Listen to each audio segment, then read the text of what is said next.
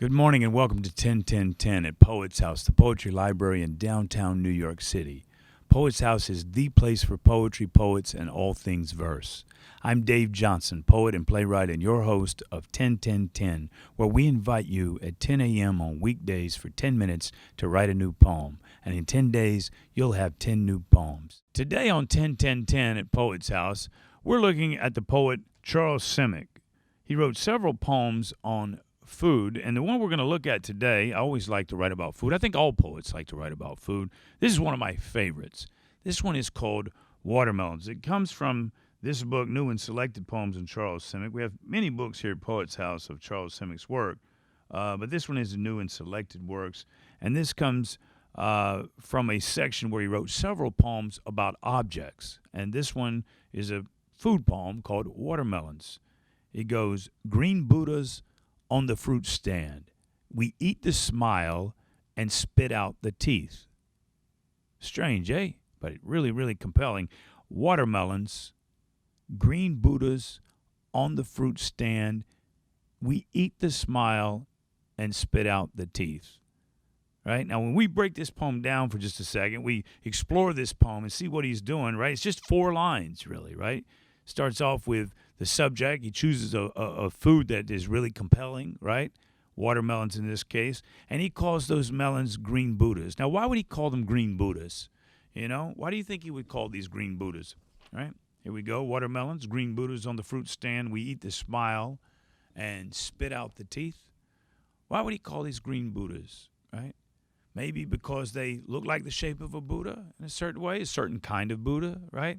You've probably seen those Buddhas, the beautiful Buddhas with the little belly, right? So I think he's thinking of that. And in this case, the fruit stand seems to me that it's almost like an altar, so to speak, right? So the passes by the fruit stand. Where do you see a fruit stand? Mostly on the street or in a supermarket or in a farmer's market, right? And so these green Buddhas he sees as he passes on the fruit stand. And then he thinks about them as he cuts it open. What is the smile? When he says, we eat the smile. Yeah, the smile is probably that slice, right? The slice of the melon, right? We eat the smile, and he ends the poem simply, and spit out the teeth. And what are the teeth? Yeah, they're the seeds. Right, perfect, right? Green Buddhas on the fruit stand. We eat the smile and spit out the teeth. Now, what I'm going to ask you to do this morning, right? Short little poem, 4 or 5 lines. Doesn't have to be long. First, I want you to choose your favorite food or a food that you find really compelling. And I think this is really important. You got to choose something that you really like or you feel passionate about, right? And it could be a food that you don't like as well, but if you feel passionate that way, that works too.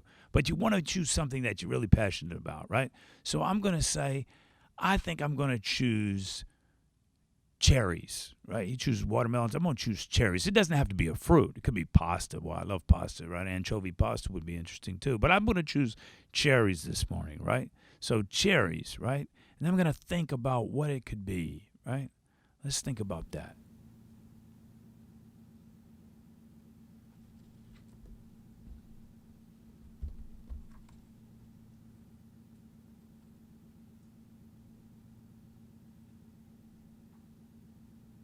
Okay, we're going to write our poem. This is, again, Watermelons, where Simic said, green Buddhas on the fruit stand, we eat the smile and spit out the teeth. Green Buddhas on the fruit stand, we eat the smile and spit out the teeth.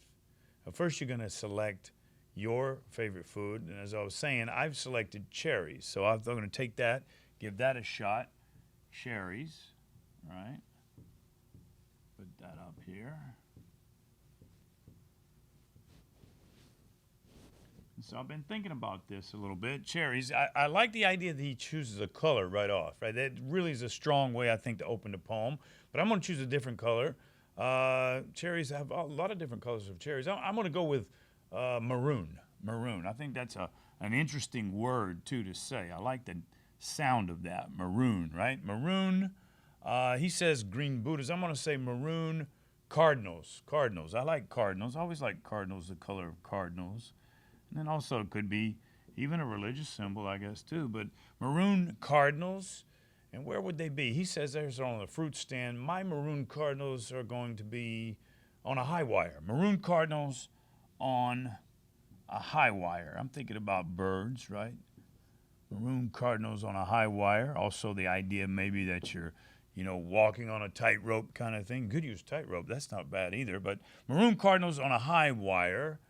I was thinking with cherries, cherries, you got this thing where you can almost like loop them or unloop them. I know people can do that kind of trick, right? They untie the tongue, right? It's sort of sweet and tart. They untie the tongue, and I was thinking we fly away, right? We fly away sweet. The sweetness and the tartness. Or you could say we fly away tart. I don't know. Anyway, cherries. This is mine, right? Cherries, maroon cardinals on a high wire. They untie the tongue and we fly away sweet. Right? That's my poem.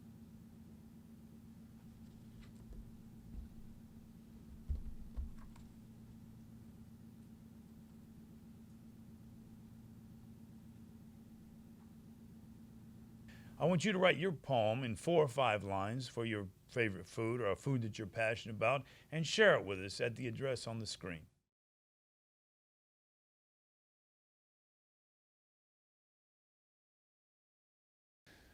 If you'd like to learn more about the poems of Charles Simic, we have several books of poetry here at Poet's House on Charles Simic. He was born in Belgrade and immigrated to the United States in 1954. He also won the Pulitzer Prize and the MacArthur, and he has several poems that I'm particularly fond of that are also written around objects. One series that he wrote called Fork, Spoon, and Knife about everyday objects that I find very, very compelling. I think you should read these poems. I'm going to just share maybe one with you called Spoon. An old spoon, chewed and licked clean, fixing you with its evil-eyed stare as you lean over the soup bowl on the table to make sure once more there is nothing left. Charles Simic. Join us again next time on 10-10-10 right here at Poet's House. And be sure to share your poems with us at the address on the screen. See you next time.